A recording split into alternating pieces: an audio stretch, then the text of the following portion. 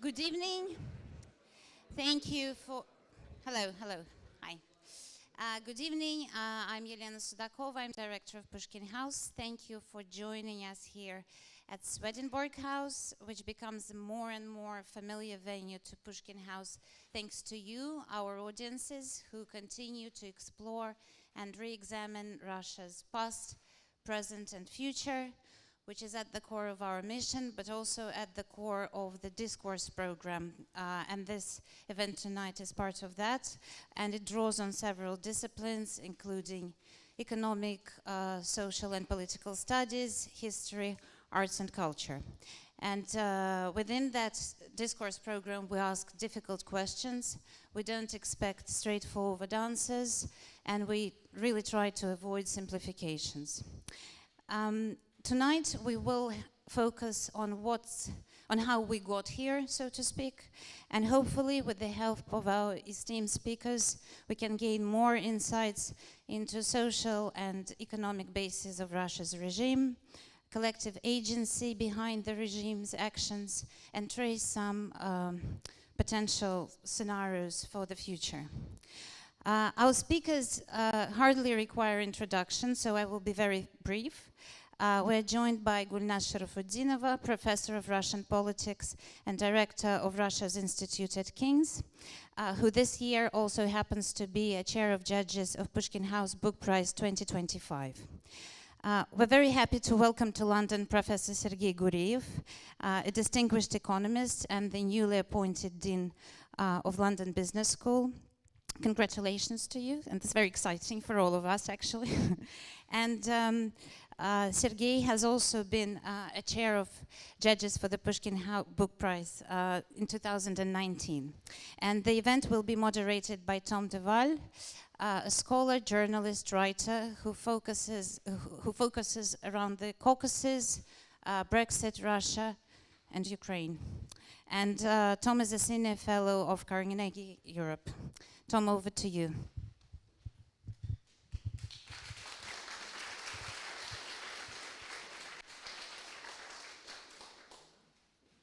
Thank you so much, Elena. I hope you can hear me. It's a real honor to be asked to moderate this evening's conversation. We're looking at the future of Russia and the nature of the regime, and I can't think of two people who can give us more profound and thoughtful answers to the questions we're going to pose this evening. I'm going to start by a conversation with each of them, ask them to react a bit to each other, and hopefully there'll be plenty of time for this extremely well-informed and highly intellectually esteemed audience to ask some questions. We'll give you time for that. And afterwards, hopefully there'll also be time for you their books are at the back, and there'll be a chance for you to buy them. So I'm going to ask each of these, start off with three questions to each of our guests. How do you classify the Russian regime? What sustains it? And how will it end? Let me just say a few words. I think it's interesting that Russians, I'm sure, themselves are the first ones to be asking those questions. A lot has been shut down in Russia, but there's still a lot of reading going on. I think I've seen reports that editions of 1984 George Orwell's 1984 are selling better than they ever had in Russia.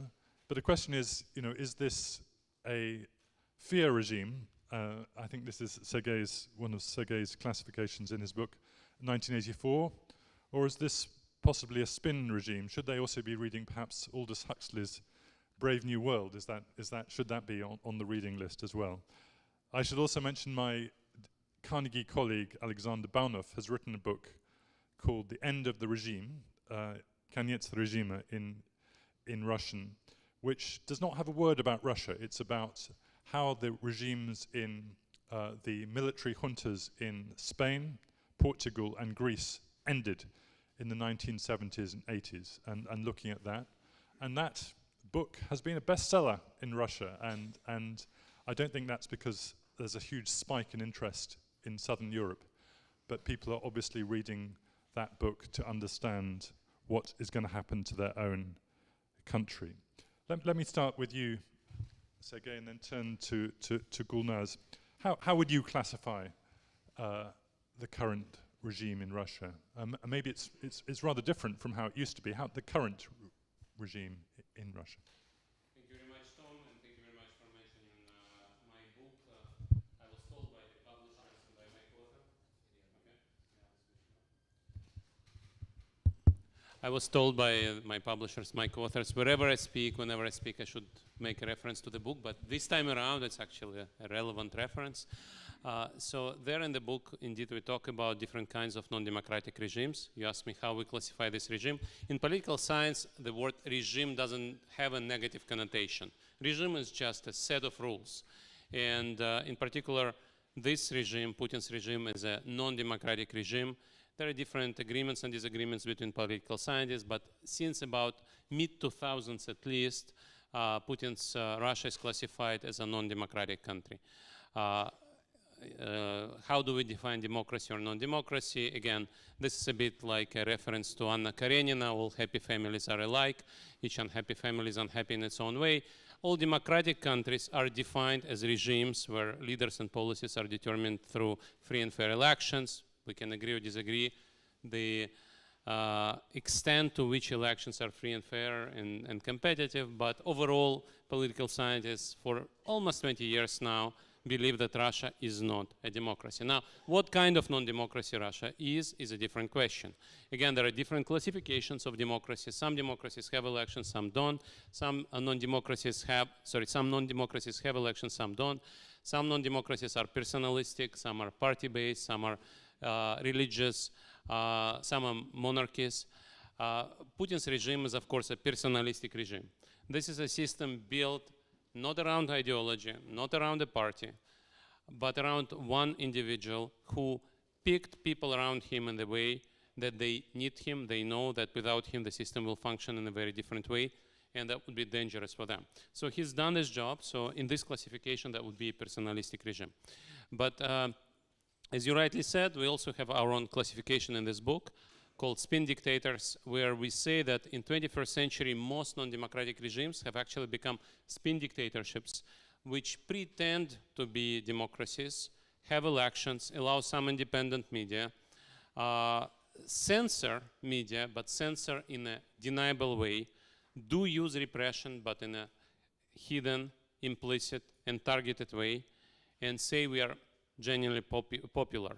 We are running those countries because we are liked and competent, not because we should be feared. They don't use repression like the dictators of 20th century did.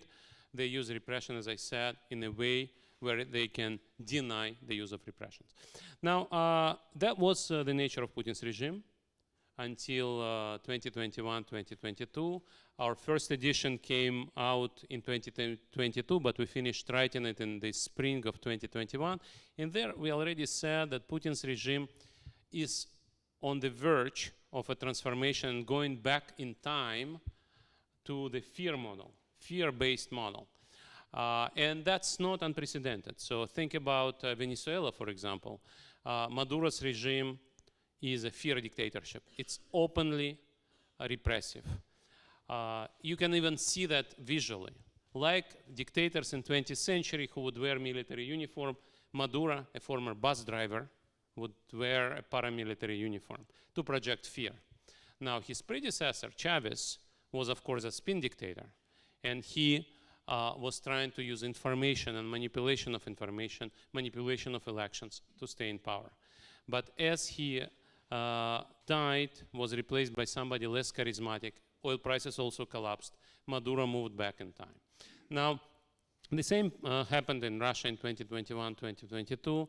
In our first edition, we actually say that you see that the fear is coming back.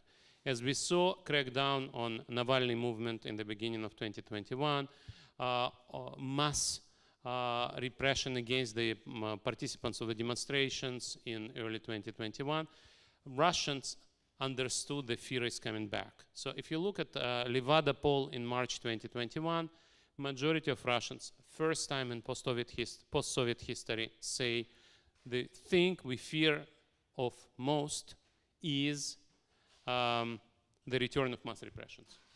And in that sense, the fear was already coming in, but of course, the 2022 full-scale invasion made the change much more salient. So within a week, Putin not just invaded Ukraine, but within Russia, closed down all independent media, blocked Facebook and Instagram, and introduced open military censorship.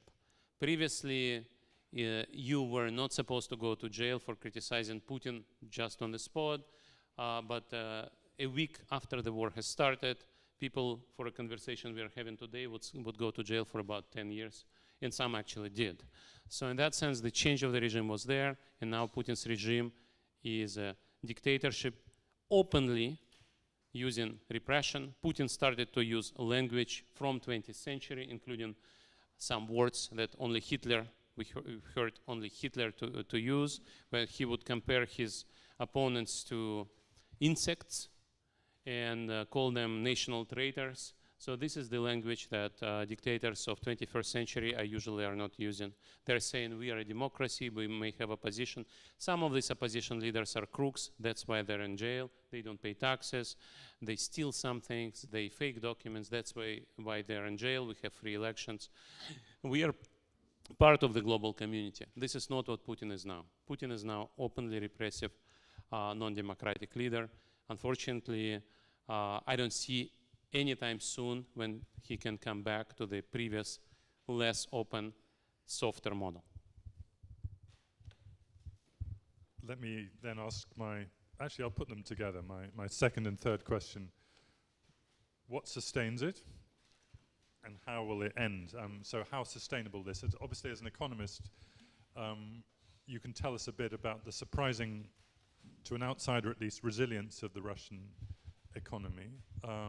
And there's also the issue, which I really want to hear also Gulnaz go deep into, the issue of legitimacy, the fact that Putin does seem to have some popular legitimacy, however you define that, or popular support at least. Anyway, so what sustains it and how will it end? Right. As an economist, I can tell you Putin's economy is not doing well, but it's not going to collapse anytime soon, in the sense that Russian economy is not isolated completely. It trades with half the world. Now, the West is increasingly clear that they can use secondary sanctions, and so Russian exports to China are becoming harder to execute because Chinese banks don't want to face secondary sanctions from the US, but still, this is a country which is sanctioned by half of the world in terms of global GDP, but not sanctioned by another half. So there are always ways around those sanctions.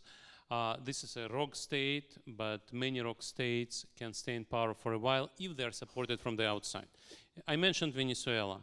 So economic situation in Venezuela is much worse. We are talking about Venezuelan GDP going down by a factor of 4. We are talking about 20% of the population leaving the country. We are talking about average Venezuelan staying behind, losing several kilograms of weight. The physical sustainability of Venezuelan citizens is in the question. But the regime uses trade in drugs. The regime gets support from other non-democratic countries, and it's still in place, despite what is now very clear that it is disliked by 2/3 of the population at least. And the same may happen in Russia as well. So Putin is a skillful politician in the sense that he knows how to manage the elite.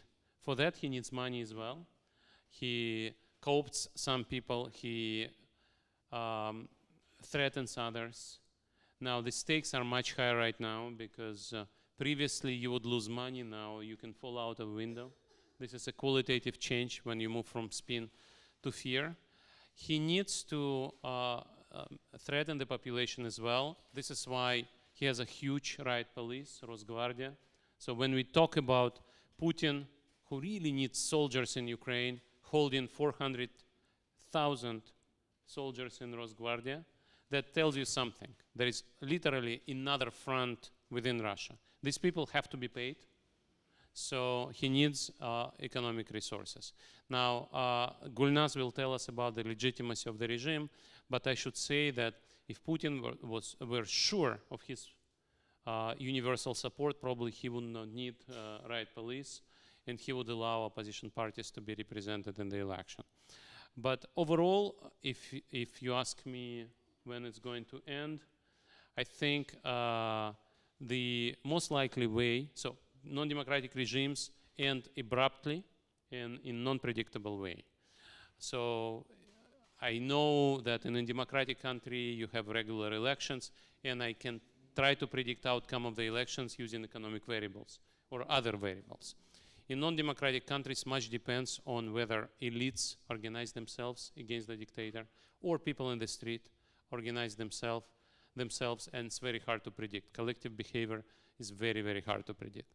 However, if Putin is gone for some reason, this is probably the most likely end of the regime. If Putin is gone for some reason, people around him will try to get together and run the country.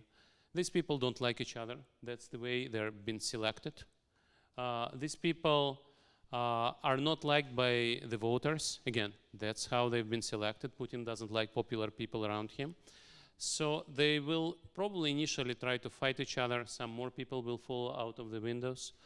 And at some point, either they agree on a way forward, or one of them will say, among us, corrupt KGB generals and technocrats, not liked by the street, I want to survive this defenestration pandemic, and I would like to get support from the street. How do I get support from the street? I need economic growth or some economic improvement. And to do that, I want to remove sanctions. So I will reach out to the West and try to negotiate something. And that's the opportunity for the opening, where the West would say, you want to remove this sanction, you need to move your soldiers out of this Ukrainian territory. You want to remove that sanction, you need to send war criminals to The Hague. You want to remove this sanction, you need to release political prisoners, and that may be an opening for some liberalization, if you like, perestroika 2.0. And then there is a probability that this regime loses control, because democratization is always hard to execute correctly. This is the famous Tocqueville thesis. When the old regime tries to reform itself, these reforms usually come too late and things get out of control. And then the king who wants some liberalization may literally lose his head. So in that sense, it's very hard to predict, but this is a positive scenario for you. There is also a scary scenario when one of those people around Putin suddenly discovers that he's a capable dictator who can actually repress everybody else and install something like a North Korean dictatorship. Who knows? Maybe these people who seem to us quite incompetent and incapable of running the country may actually install something durable, scary but durable, and stay in power like North Korean or Venezuelan regime stays in power. So these are my likely scenarios for you, but as I said, there is a big spectrum of scenarios how this regime can end. Thank you so much. I'm going to turn to Gulnaz. You know my 3 questions, but I'll put the first one to you anyway. How would you classify the regime? Do you have any nuances which are different from Sergei's? Thank you, Tom. This worked, yeah? Yes, so I'm going to complicate the picture a little bit, because there isn't a lot of things that I would disagree with Sergei's points about you know, how the regime has evolved and that it has been an authoritarian and increasingly authoritarian and openly repressive after the invasion of Ukraine.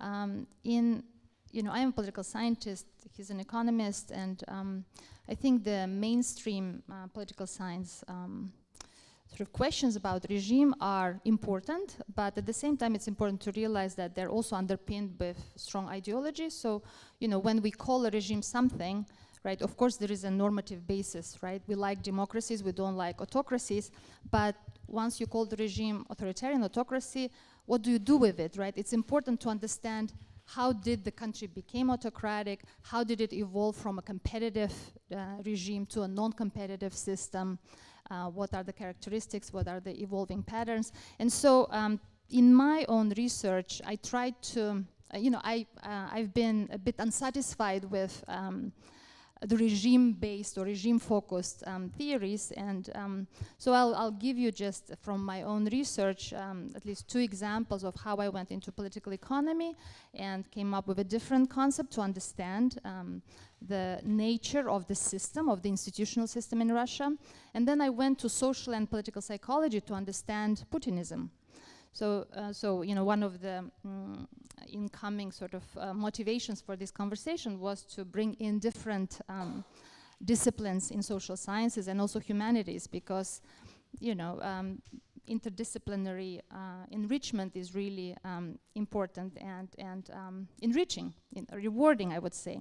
So for, my first book was on the political economy issues, and I was then trying to understand how Russia evolved from a competitive system in the 1990s, from the Yeltsin era, which I was very reluctant to call democracy. I'll explain why. And into a non-competitive variant, and how it evolved in my own sort of search and investigation brought me to the understanding of an intertwined political economic institutional order, which I called crony capitalism, which many others call crony capitalism. Other political economists have referred to it with other names. Douglas North, in his co-authored book with Weingast and Wallace, referred to it as limited access order, distinguishing limited access order from open access order. So in crony capitalism, sort of the key feature that emerged in Yeltsin's Russia was the intertwining, interlinked nature of the political sphere, political resources, and wealth, economic resources, right? And the absent property rights, right? The sort of very weak institutions of the 1990s that characterized how the system operated. And I was looking into regional level politics, which helped me to explain how the national level politics evolved. I looked at Tatarstan, which was a non-competitive sort of pyramid, political economic pyramid, and I looked at Nizhny Novgorod, which was very, very competitive system with various new actors, sometimes very marginalized actors. And you might remember Boris Nemtsov and Sergei Kirienko were all coming from Nizhny Novgorod. And the analysis of political evolution in these regions showed how in the context of open competition and relatively open public sphere and press, and in the absence of secure property rights, the political competition evolves in such a way that it works to discredit elections and it works to discredit democratic institutions. Because something that in Western politics called negative campaigning turns into really, really very black PR in the Russian context, in the context of crony capitalism, because the stakes are very high. When you lose your seat, you lose access to economic resources that you might have, and so that conditions the incentives of the actors involved. And so the competition in the 1990s looked as a competition between political economic groupings, where especially in Nizhny Novgorod it was very clear, where you see political actor needed to have a bunch of press supporting him, needed to have economic resources, and only as a gang that includes all these, hopefully some state resources too. And so these political economic groupings competed against each other. And it was from Nizhny Novgorod in 2003, someone called during annual Putin's conferences, press conferences, someone called and said, why do we need these regional elections? Look at who is coming to power. In the regions you have criminals coming to power, right? And right in 2004, Putin went to abolish regional level elections, right? So it really played out in front of us. Now, when I compare to what was happening in Tatarstan, well, in Tatarstan was a very controlled system where all the competition or all the negative things were under the cover, press was controlled. Everything was, the way it became in Putin's Russia around 2010, well, even earlier, around 2004 and 5 and 6. So, in a way, the question was not, is it a democracy that becomes autocracy? It was how in the system where you do not have optimal, effective institutions for protection of property rights, you have an evolution of politics that creates incentives and opportunity for the leader to move the whole system in a non-competitive way, so that you have a one sort of pyramid of power that controls situation. So that's where my understanding of the foundations of the regime come from. Now in 2014, to me, when we saw, first of all, political scientists, and I'm coming again from a bit of a critical perspective here, a lot of institutional work, a lot of sort of mainstream political science work did not prepare well for us to observe what happened with Crimea annexation. Neither observers were ready, nor people in Russia reacted in the way we would expect them to react in the West. The gap between the appreciation of what happened in 2014 in Russia and in the West couldn't be wider, right? In Russia, you had quite a nation-level euphoria, post-Crimea euphoria, and looking at it from the Western perspective, I am of a Russian Tatar origin, it was a big puzzle for me to see what is happening, and if I stayed in Russia, would I behave in the same way, with extremely rising Putin's popularity and everyone sort of cheering for Crimea to become part of Russia. And this search, again, in political science, I wasn't able to find answers. Where I saw interesting answers were some cultural theorists who analyzed, movies like Brat and Brat 2, who a work published by Yana Hashamova, Pride and Panic, in 2007, based on the analysis of films, really predicted what the public sentiments are with regards to the West, which allowed for imagining what type of reactions could be if something like that would happen. And so, to answer the question about what happened with Putinism and how we make sense of Putin's popularity after 2014, I went into social psychology, and something that helped me tremendously was social identity theory.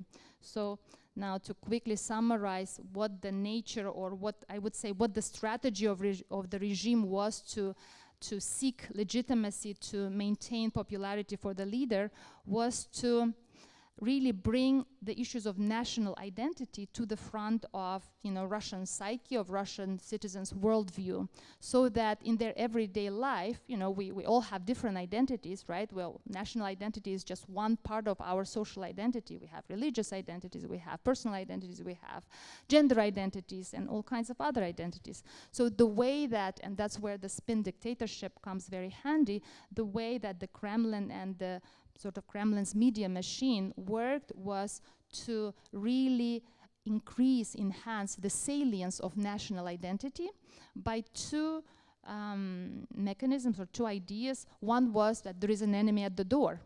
And the interesting way is that for those who grew up or lived through the Soviet Union, through Soviet experience, the enemy at the door concept and idea is foundational for Soviet citizens, for Soviet identity, for Soviet collective identity. So especially people who lived through the Soviet experience, for them it wasn't new that we are surrounded by enemies, right? So it was sort of recycling of an old idea.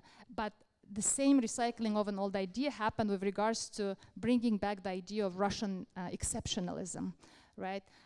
It's interesting how in the Russian history, in the moments when the Russian elites feel insecure with regards to what's happening in their relationships with the West, they just fall back into this chasing greatness, as Anatoly Reshetnikov's book called it, but into these ideas of exceptional, that you are a citizen, you belong to an exceptional state. And this collective identity of the Soviet system was shattered in the 1990s, and Putin, really brought it back into the sort of a soil that was very fertile for accepting it, because the 90s, right, were extremely painful and traumatic, and indeed, sort of this collective trauma of the 90s as an idea, as a construction, was very much used and advanced by the regime as well. And you just need to watch Solovyov or other public opinion leaders to see the extent to which the consensus was built on recognizing how hurtful the 90s were, and on the back of it, right, to present this regime and this personalistic ruler, this president, as someone who brought back Russia to its greatness, is something that really worked well.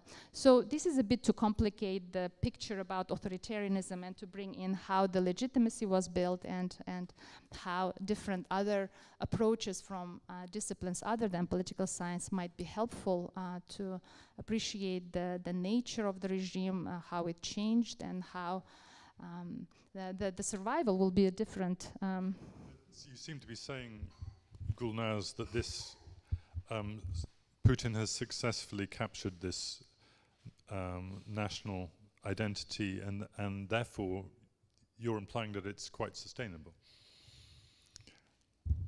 So So in the book that came out in 2020, when I analyzed where the regime is going, it seemed to me that, and I write a paragraph, it's interesting how, first of all, like I couldn't see the war coming.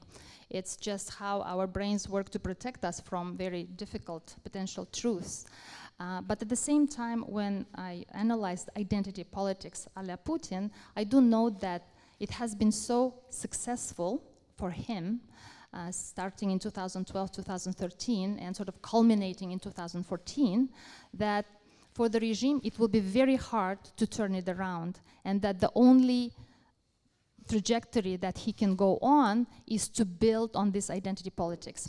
Now, if you were to ask me, war is the ultimate, the culmination of identity politics, because it divides us versus them, right? So it's really the culmination.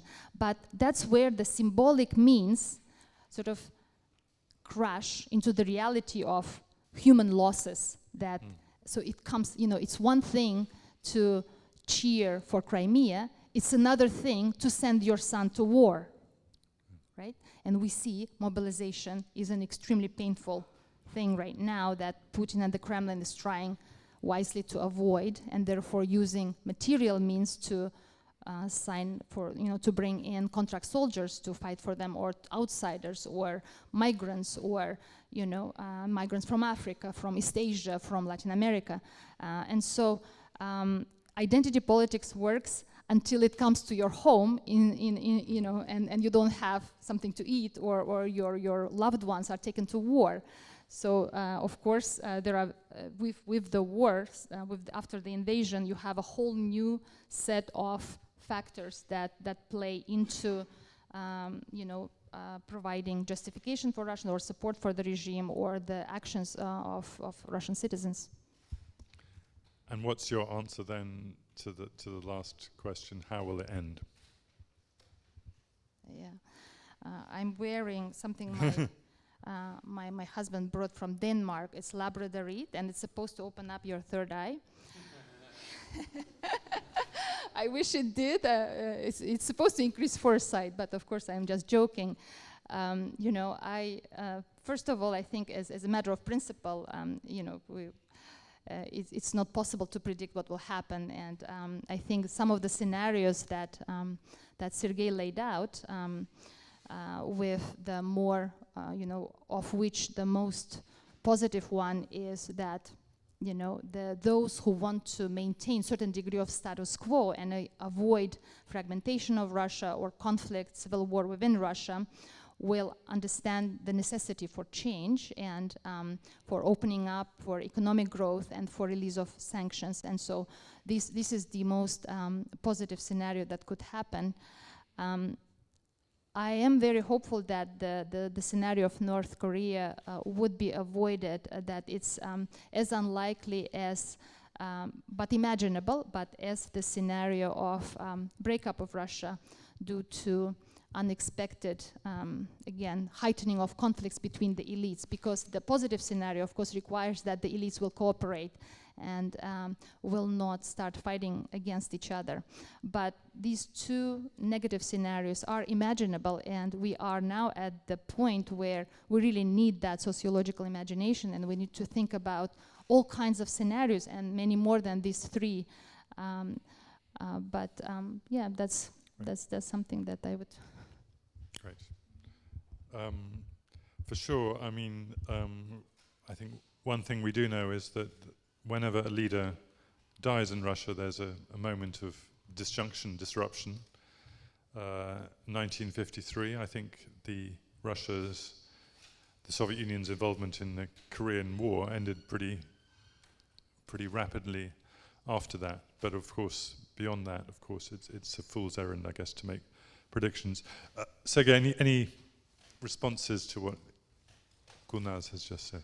Thank you. I'm very happy you mentioned 1953, because when people ask what's going to happen, the best response is, of course, to watch the movie, Death of Stalin. It's a very funny movie. It's not historically accurate sometimes, but it captures the main regime change dynamic. It shows why and how that regime changed. And also, it's not a coincidence that this British movie is banned in Putin's Russia from the moment it was produced, because a lot of people watch this movie like people read the book of Alexander Baunov, The End of the Regime. My big question to Gulnaz is exactly what Gulnaz mentioned. So it seems like Putin has succeeded to create some narrative which makes people accept the war, in particular 2014 war, but they still don't want to participate in this war. This identity is very superficial. It's a spin identity, if you like. If it's a Crimean war, almost nobody's died. We don't need to send anybody to Crimea. Looks like there are no big repercussions. Yes, there are sanctions, but the sanctions are not big. Looks like we are not that isolated. So it's like a Spin Dictators war, so it's indeed very, very much acceptable. But if you go to a real war, suddenly it looks like nobody wants to go to war for free, as you rightly said. When Ukrainians invade Kursk region, nobody stands up to Ukrainians if they're evil Ukrainians. And apparently we support Putin, who says, these are vicious killers. Why shouldn't we stand up and defend our national identity? So none of that seems to make sense, right? So in a sense, we pretend to have this identity.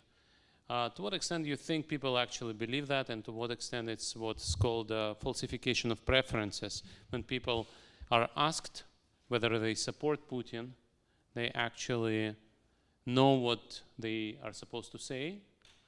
And when the regime changes, suddenly we will discover that not only TV audiences, but also TV anchors will tell us that they've also supported European values, always supported European values, always been against Putin. And this is just the nature of this repressive regime. My favorite example here is 2018, when Putin imposed xenophobia, anti-Western sentiment, Russian national identity, until he had to run this World Cup, Football World Cup. Then he had to switch off this xenophobia because he wanted to welcome foreigners. He wanted to be proud of this particular month and a half. And suddenly Russian people have discovered that Westerners and Easterners and Southerners are nice people. And they also discovered that Russians themselves have discovered Russians themselves are not xenophobic but hospitable people. So then, of course, the cup was over, the machine turned on again, and suddenly we discovered that we again have this national identity. My question is, therefore, if national identity is shallow and if national identity is so volatile, is that a useful concept? Is that something that help us to predict things? So it's a very good challenge there in terms of why people are not acting on their national identities, even if when they sit in front of the TVs or look at their phones, they will be, of course, associating themselves with the Russian state, with Putin, with the Russian army, right? And this conversation will very usefully bring us, and I'm going to introduce another important concept that I think would be helpful to think through, to the concept of political agency. Because what Sergei is mentioning is that somehow we don't see political agency at play from the Russians. There is Kursk invasion, there is war going on, there is this cover-up or sort of facade of patriotism, but we don't see Russians doing something politically, right? So let's talk about political agency. Something that has been tremendously helpful to me recently, and I'm working on a paper with Maxim Malyukov on political psychology of authoritarianism. Very interesting thing in political psychology, as a discipline that rose in prominence since about after the war, really, 1950s, with Adorno and authoritarian personality. More than 95% of research in political psychology was done on democratic regimes, not on authoritarian regimes, right? So very frequently, a lot of concepts and approaches and terms that we use are borrowed from democratic regimes with all the assumptions that exist about democracies, some of which are not pronounced and put to the surface, right? And we use them. So for example, when we ask a question, do Russians support war? And we think about public opinion, we think there is public opinion in Russia. If you go back to the 50s and read sociologists who talk about the origins of public opinion, they show there are specific requirements for a public opinion to be there. There are specific requirements for public opinion to be there. You need a public sphere. If you have a public sphere, you can have, if you have competing sources of information, competing interlocutors and public opinion leaders, you can have a public opinion, right? And what we are finding out now, those who want to study public opinion or what's happening before in Russia and Russians supporting the war, we are coming to realizing, for example, that systems justification theory works really well because people are, it's not about support or preferences for a specific regime or for a specific leader, but it's about how do people justify something. So coming from this sort of critical perspective, I ran into this wonderful book by Guillermo O'Donnell. Guillermo O'Donnell is a sociologist from Argentina. I've even had the pleasure of meeting him at University of Notre Dame in 2005 when I had the Kellogg Institute Fellowship. Guillermo O'Donnell, he had his own personal history in Argentina and knows really well what military junta and what military dictatorship is. And he is, along with Juan Linz, another Spanish sociologist, has been really important theorist in the analysis of democratic transitions from the late 80s. He wrote a book called Democracy, Agency, and the State. And arguably, to understand the nature of democracy and those assumed blind spots that are not pronounced, you need to come from a non-democratic regimes. You need to know what an autocracy is to understand what is taken for granted in a democracy.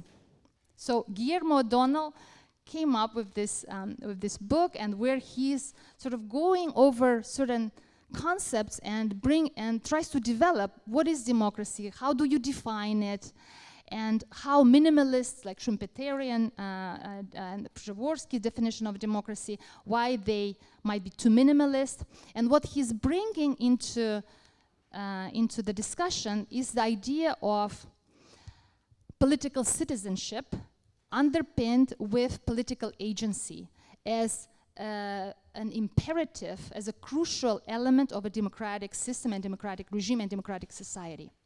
And he sort of analyzes that in order to have political agency, in order to have this sort of moral requirement for citizens in a democracy to have political agency, you need rights, freedoms, simple ones, civil rights and political freedoms. And if you think about the evolution of civil rights, in Western democratic countries, the evolution of civil rights happens through many centuries, right? Magna Carta is the first point, English Bill of Rights, 17th century, and it's a continuous sort of rising collective action that starts with property holders, property owners, and then transmits in the 19th century to workers, right? And follows up until civil rights movement in the United States against racism, right?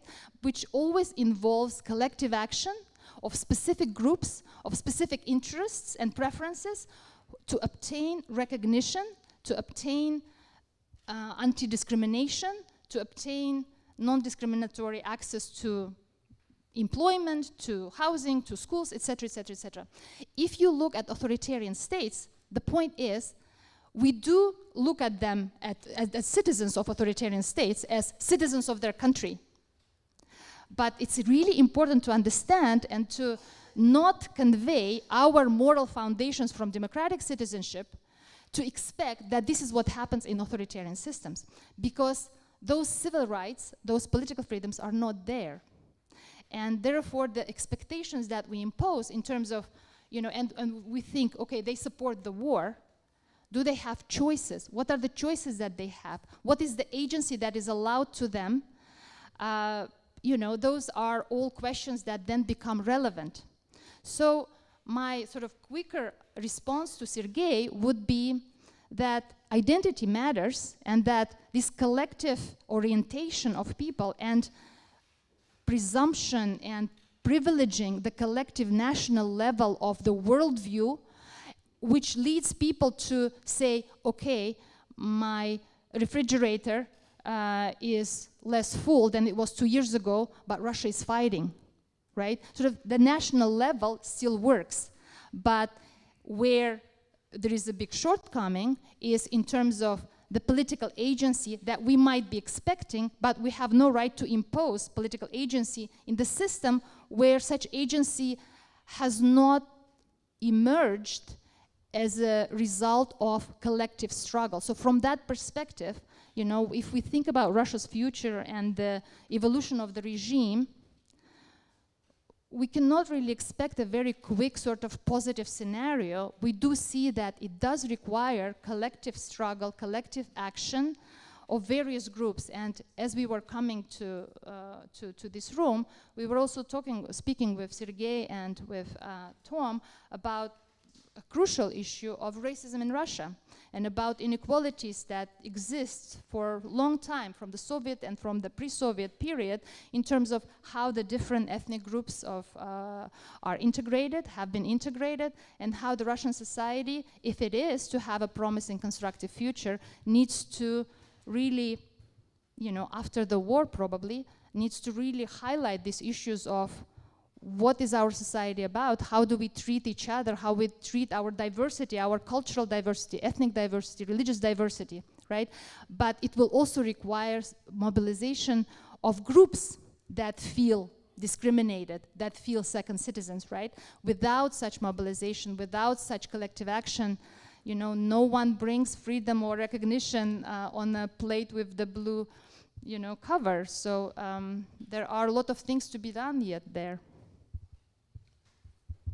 Terrific. Thank you so much. I have many more questions, but I'm going to talking about collective action and mobilization. I think it's right for me not to monopolize the conversation, but to to allow the collective action to be expressed in the room. So let's take some questions. I think there's a microphone. My microphone is one of you. Well, you can take mine. I can just shout.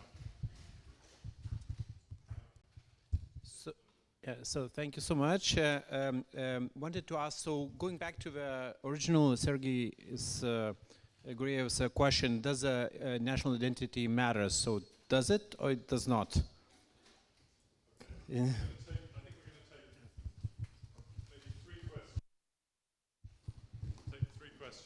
Take three questions. Yeah. Oh, you can take them now? Yeah. Hi.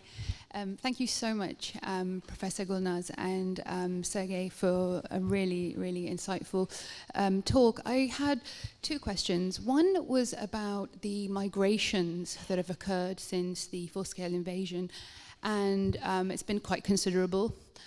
There's been lots of sectors that have been affected, and I wanted to ask Mr. Sergei about the impact that the brain drain could be having on Russian economy. We know that the Russian economy has been quite resilient so far, for the reasons that you've outlined today, because there are other partners, but also because of the military-industrial complex which the Russian government has relied on for labor and all the rest of it.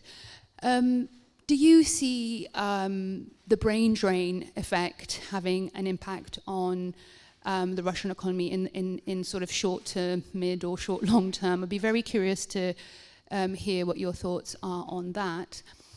Professor Gulnaz, in light of what you've just said in terms of national identity and this kind of Russian exceptionalism, these two reasons which you've put forward as the reason why Putinism perhaps has been quite popular. But then you've ended talking about this lack of collective action. And I think this is quite pertinent because throughout Russian history, there hasn't been a huge amount of, well, there's been a lot of struggle, but that public sphere hasn't really been able to mature. Is that then not the reason why we are not seeing necessarily a backlash? And if we're going to talk about psychology, would the psychology of that not just to be acquiesce to the strong man and for that to play a part in why people just go along? It's a case of survival. It's a case of livelihoods. If you get my drift. Thank you. Thank you. That's three questions. So.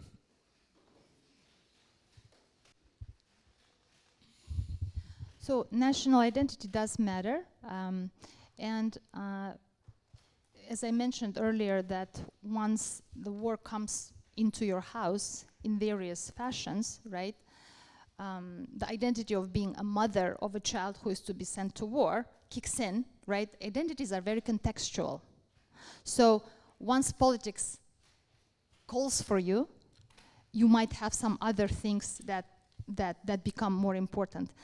So the war therefore changed, for a number of people, changed the calculation. But at the same time, those who sign up for money, right, it's not quite accurate to say that people only go to war for money. In fact, they use a number of different justifications where finding a purpose, thinking about serving your motherland, becomes part of the justification story that people tell to themselves, in addition to getting money out of it and allowing your spouse or children to study or get housing or other privileges, right?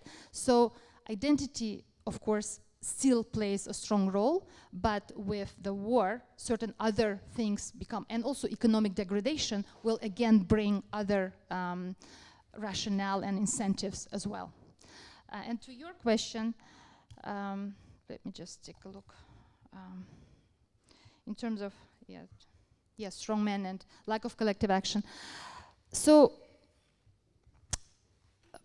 as we look at the dynamics of Putinism, we did see with economic growth and relative openness of the regime in its first iterations.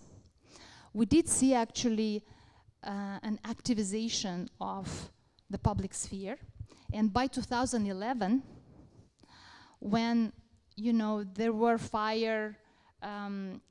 sort of civic action to fight fires, civic action and collective organization to deal with flood in the situations when the state wasn't able to respond quickly, people organized to search for people who were lost out. So it's interesting how just a spurt of economic activity, modernization, especially with the Medvedev's interregnum, we did see all these things happening. But from 2012, after the infamous Pussy Riot affair, the state in a way really turned away the wheels towards this sovereign morality, traditional Russian millennial history, etc., etc., etc., because in 2011 we saw a lot of protests. So for Putin it was a response sort of found of how to keep legitimacy, and Crimea was really the pinnacle of that, and it worked really well for him. So we did see that happening, which is promising that if you have a relatively open sphere, good things do happen and you can observe it. But after the invasion, of course, the politics of fear really dampens any activist action. Even then, we do see activism with January 2024 or 2020 in Bashkortostan, for example, when one of the members of the ecological nationalist Bashkort group was imprisoned, people went out to protest, and many of them were imprisoned too. So in specific situations it does happen. But it is the development of public sphere to open up opportunities for collective action, which is the key thing for social development and political development in Russia, but it could only occur in the circumstances of democratizing, more competitive state.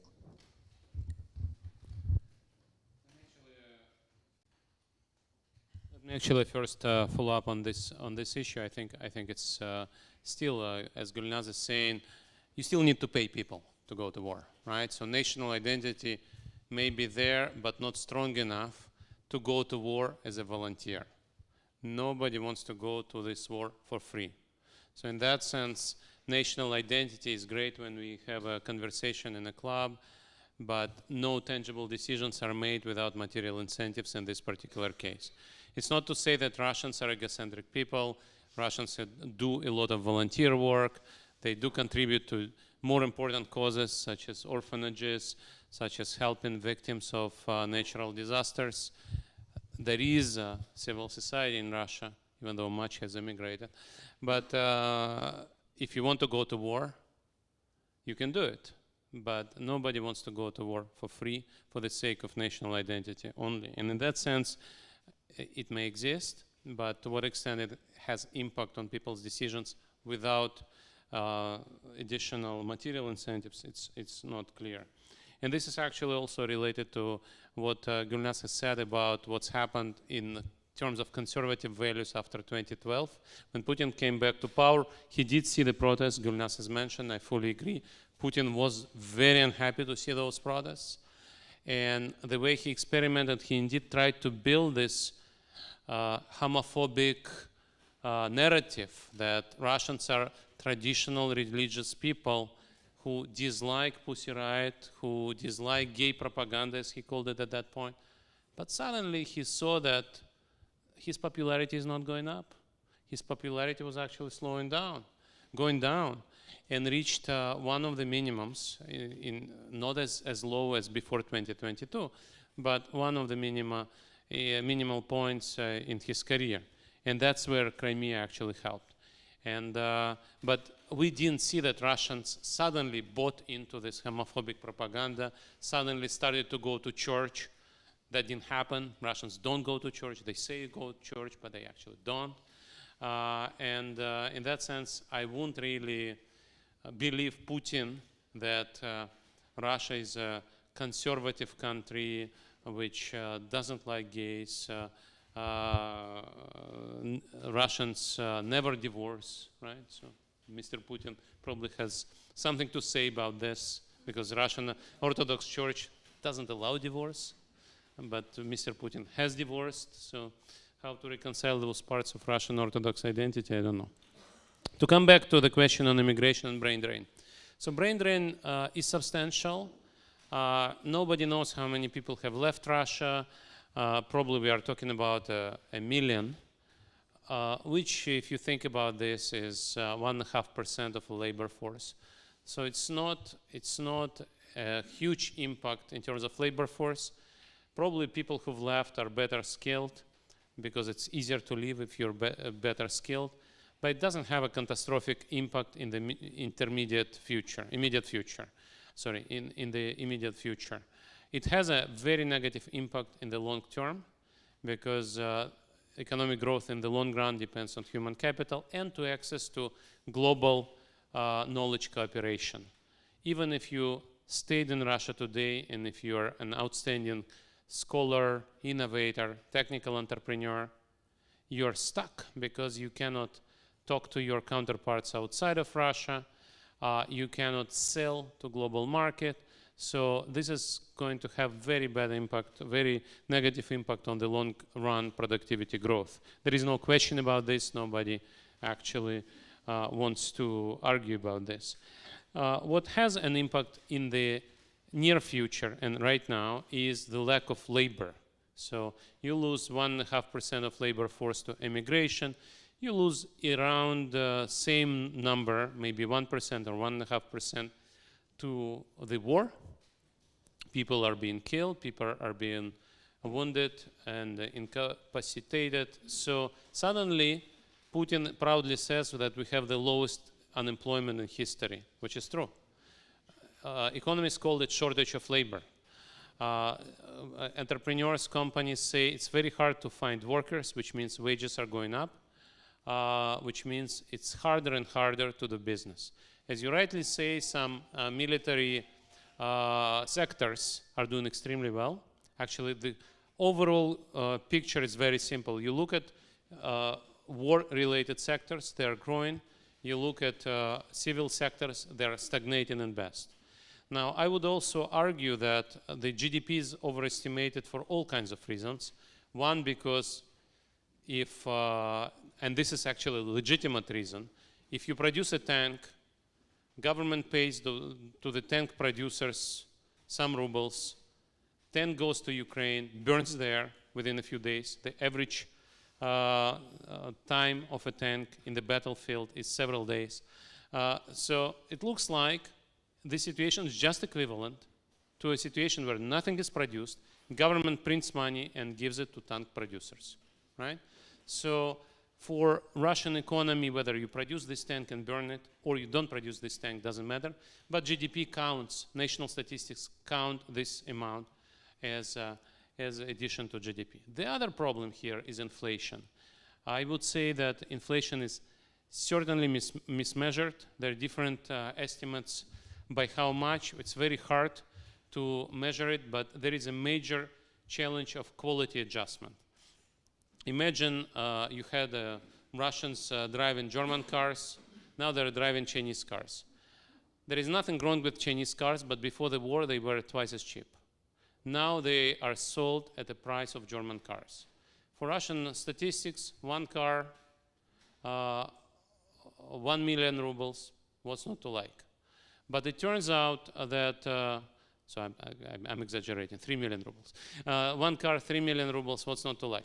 But the fact that it's actually a different car, and the very same car you buy for 3 million rubles today was actually 1.5 million rubles 3 years ago, suggests that there is a huge increase in prices, which you don't see in the statistics. Which also means when we look at the GDP in nominal rubles, without adjusting for this hidden inflation, we overestimate the real economic performance. The real economic performance is actually much worse than we think. But people don't talk about this because if you talk about this, you may go to jail. So best to pretend that you believe the TV narrative. And again, the other issue is collective action. You may open your fridge and you say, my fridge is emptier. But maybe I'm alone. Maybe everybody else, as I see on TV, actually has a full fridge. And they actually drive beautiful cars. It's just me who doesn't doesn't observe this prosperity that Putin is talking about. And so, in that sense, this lack of collective action, lack of public opinion is a feature of authoritarian regimes with censorship and open repression. And so we shouldn't be surprised that Russians are not complaining. First, because it's dangerous to complain, and second, because of lack of public debate, you're not sure that actually everybody is suffering, not just you. Can I add just Sure. maybe like not maybe a bit of an elaboration, because I do want to register my desire to elaborate on the conservative values that that Sergei mentioned. It's hard to sort of put very sort of umbrella terms. It's conservative society or non-conservative society. I think I'd rather talk about generational and urban-rural divides. And because, I mean, it's clear that there are big groups in the Russian society, you know, just think about patriarchy and patriarchal values and the use of patriarchal values and gender issues by the Kremlin, which has been analyzed by a number of political scientists over the years. And we do see, you know, sort of the rise of this macho masculinity, and you know, we see violence and a lot of things associated with that. So probably, you know, if we can come to compromise on this, that in the bigger cities, in Moscow, St. Petersburg, other, you know, millionniki, that conservative value, going to church, you know, sort of big families with a lot of children, is really not a reality at all.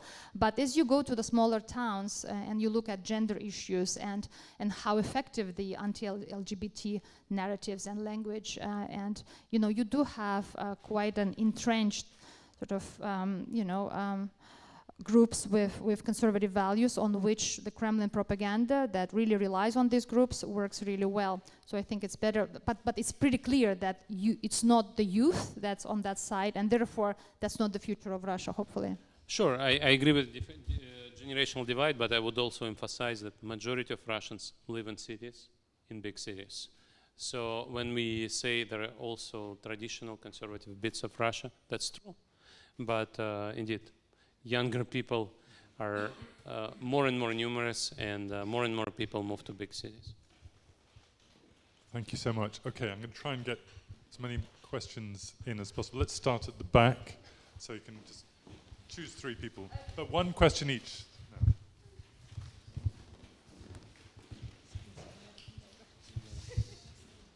Okay, all right. Thank you. I know you were saying earlier about how, like, the process of developing towards a democracy can take hundreds of years, as it has done in the past, even in the UK, and it's like a long-term process. But it definitely feels like, obviously, after a brief period of like westernization in the 80s and 90s, Russia's obviously now going backwards.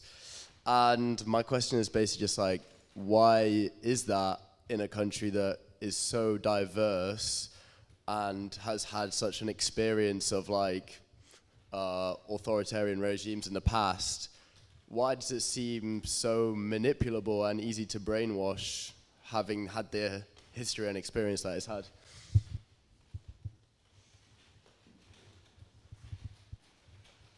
So, touching on the issue of enemy at the gate, enemy at the gate and fear, is it also true that Putin has been able to manipulate fear right from the start?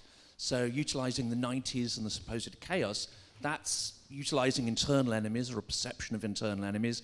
And of course, it's the 25th anniversary of the apartment bombings. And if you subscribe, as some do, to the theory that these were orchestrated by the regime, then that's already the manipulative use of fear right from the start.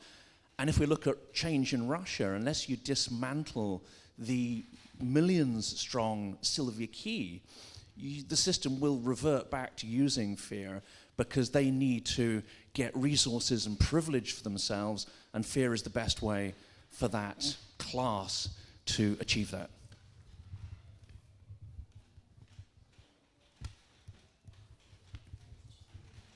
Yeah, thanks very much for the very, very interesting discussion.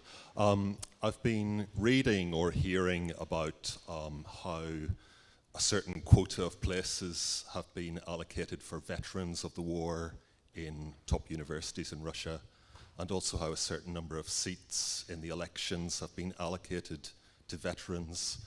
Do you think this could be a kind of a power base looking forward, or is it just a distraction or an illusion?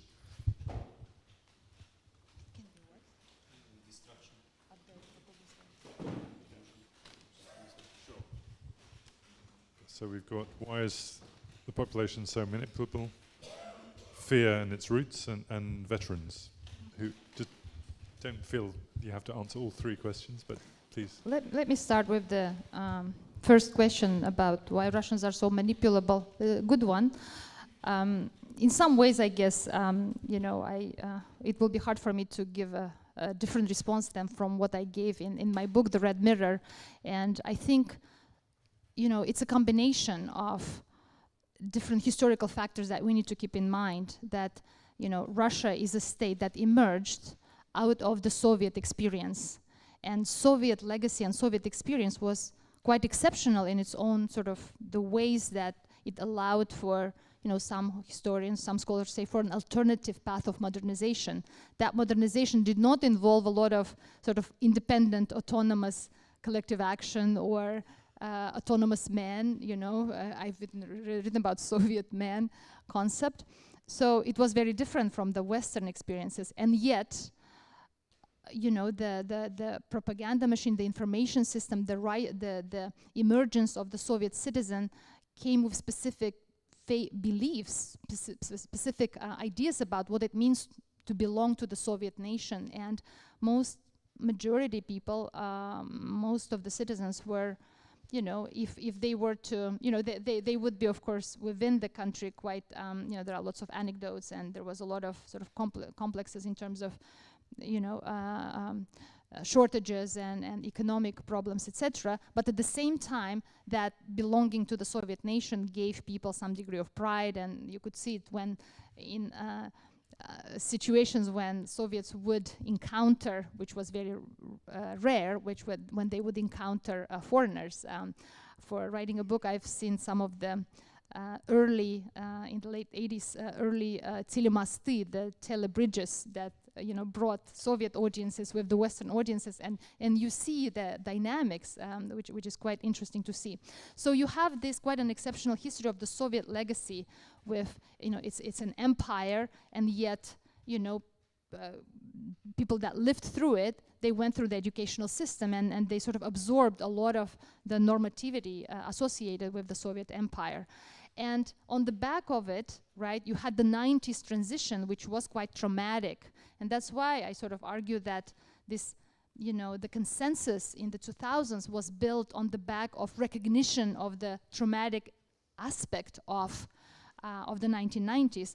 And while, you know, democratic leaders could have turned the narratives to say that there was a purpose that we believe in, why we went through these traumas, because obviously the transition was not just the Russian experience, but many other countries went through transition that were as traumatic or almost as traumatic as the Russian one, and yet there was a purpose, sort of, you know, return to Europe, return of sovereignty, return of democracy, right? And in Russia, that purpose was forgotten very willingly, very openly, and you had the, you know, Putin coming to power and using manipulative means potentially from the very beginning. It's hard to, you know, forget about his past, his, you know, how he was trained and who he was in terms of his professional education and backing and work, right? So that's what I would say for the first question. About why so manipulable, that it's historical circumstances combined with the rulers and the regime that was very keen on understanding of how to manipulate and on finding those resonant sort of emotional soft spots that they could use to build that consensus and to show that the new regime is works on behalf of the people. What was the second question? Manipulation from the start, yeah, and the manipulation from the start, yes, I think I sort of spoken to that as well. Yeah, I think. Thank you. On the last question, I think it's an illusion, it's manipulation, using this word. So the government pretends to well, the government will pay cash to the veterans, but it will not replace the current elite by the soldiers and officers who fought in Ukraine, because the current elite doesn't want to be replaced. And Putin doesn't want to fix what's not broken. So he built the system, he picked those people around him for 25 years. He was building the system. He thinks it works. He doesn't want to experiment with crazy people like Igor Strelkov-Girkin, right? So Igor Strelkov-Girkin is not a minister of defense. He's in jail.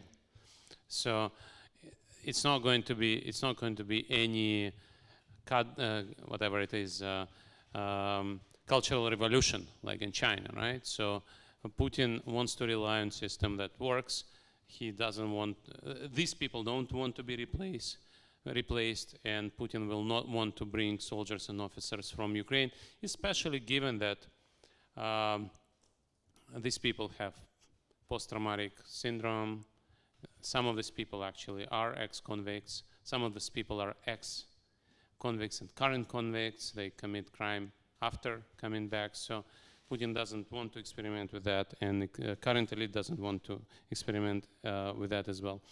I fully agree with Gulnaz on imperial syndrome. I think it's a very important part of the story. Russia is a former empire. Russia is now carrying out an imperial war against a former colony. And this imperial nostalgia is a very important part of the story. So among all kinds of identities, imperial identity is important. It's not Russia specific. Many former empires have gone through this. In Germany, it has resulted in catastrophic implications. This country, United Kingdom, has managed to do its homework reasonably well. In a country like France, this job, I think, is not done yet. Only this presidency was the first presidency when the government started to apologize about Algerian war, right? So when you think about these issues, how much time it takes to overcome that, it takes generations to stop seeking greatness, chasing greatness in the imperial past. And I think we see many countries around the world which say, we are great because we were a big empire 300 years ago, 400 years ago. Some of these countries are very small now, but they say we used to be very big, and that's why we must be respected. A lot of these countries have already grown new generations that don't care about greatness 300 years ago, but some still have to handle this issue. On the 1999, I think we don't know what happened. I don't know what happened. The argument against this theory that it was Putin who bombed the apartments was mostly based on the idea this is so horrible we don't want to even imagine this. After 2022, people understand that some people in the Kremlin are sufficiently evil to do things like that. So I think maybe we'll know more about this. But the regime was not based on fear afterwards. Once Putin got installed in the Kremlin, he wanted to project an image, the horrible past is behind us, Chechen war is over, no more apartment bombings, now we have prosperity, economic growth, opportunity. We don't have repression anymore. Some people, of course, raised those issues from the start. Putin did undertake major takeovers of media, and that was a very important part of his regime. But he did it in a way where he would still tell the population, we still have independent media, just nobody wants to read them, watch them, listen to them. And that's why they're struggling. And censorship was covered and deniable until 2022. Thank you both. I think we should finish on the hour, so to give a chance for people to meet you and also to buy some books. I wanted to close with a question without pigeonholing you both. You're both, as you've alluded to, not from the non-Russian periphery, in your case, Sergei, from North Caucasus, from North Ossetia, in your case, Gulnaz, from Tatarstan. And you've alluded to the issue of the Russian imperial complex, to racism. To what extent should this regime going forward be afraid of the revenge of the periphery against the center, particularly from the North Caucasus? Well, it's a very hard question, and Putin is very much aware of that. And one of the things you should remember, these are very small regions in terms of population. So by using money and repression, you can go a long way. So most of those nations are 500,000 nations, right? So relative to Moscow, it takes you much less money to pacify those regions, and that's what Putin has been doing, right? In the last 25 years, in particular in Chechnya. If you ask a question, who won the Second Chechen War? If you look at financial flows, it's very clear. It's Chechnya who won. It is Putin who's paying Kadyrov and not vice versa, right? So that's the tool, and so far it's been working. He's also using the elevated poverty and unemployment levels in those parts of Russia to recruit soldiers from there and therefore again redistribute to those regions. So I think Putin is very well aware of your question and is working really hard to make sure that he addresses those risks. Yes, I was thinking about, although I did mention that the collective action is needed, and I was thinking about civil rights movement in the United States, but I was also, if you think about, British experience with slavery, also American experience, 19th century experience with slavery, you have a whole sort of public sphere action activity of intellectuals who come to realization that these structural inequalities and racism is something that shouldn't be there, that everyone is human, and these ideals start spreading from educated intellectual elites. So, therefore, I also see the imperative for the Russian intellectual and cultural elites to start working with this issue. Because otherwise the collective action on the sort of lower level of smaller ethnic minorities or bigger ethnic minorities is really hard to expect, because for years and years it has been repressed. You couldn't really be an ethnic activist in Russia. You would be charged by extremism, terrorism, something else, but ethnic charged activism has not been permitted for many years, and it's been politics of fear that we discussed already, and it has concerned this issue that Sergei mentioned, that the regime is very well aware of potential sentiments that might be rising with regards to peripheries, and how Moscow has been economically sort of very prosperous and drawn a lot of resources into the center of the country, using, right? I mean, where is oil and gas produced? If you think about it, right? It's in Siberia, in Volga-Urals, and Yakutia, right? Gold, and that money doesn't stay there. So there is sort of this potential for even economically based, not just ethnically motivated, like linguistic rights motivated action. Even economic action is potentially there, but it has been really heavily suppressed, and it's very clear that the system is really worried about potential separatism, and it has been sort of, the threat of that has been pretty much eliminated by now. Let me add an observation to my own question. As someone who covered Chechnya in the 1990s, I think 2 wars, enormous loss of life, enormous trauma. Certainly you're right, Sergei, that the Putin bought off Chechnya with large financial flows, but those financial flows cannot continue indefinitely. At some point the Chechens will remember what they suffered at the hands of the Russian regime. And I would add that I was last week speaking to someone very well connected who confirms that Kadyrov is very sick, his health, the leader of Chechnya, and he's not long for this world probably, and at which point I think we will see, and I don't predict it being pleasant or democratic, but I do predict that Chechnya will be a big problem for Russia again in the future. I'd like to thank hugely Sergei and Gulnaz for, I think, brilliant conversation, enormous amount to think about, hopefully Pushkin House will have you back soon. And thank you so much. Thank you, Gulnaz, Sergei and Tom. Thank you very much.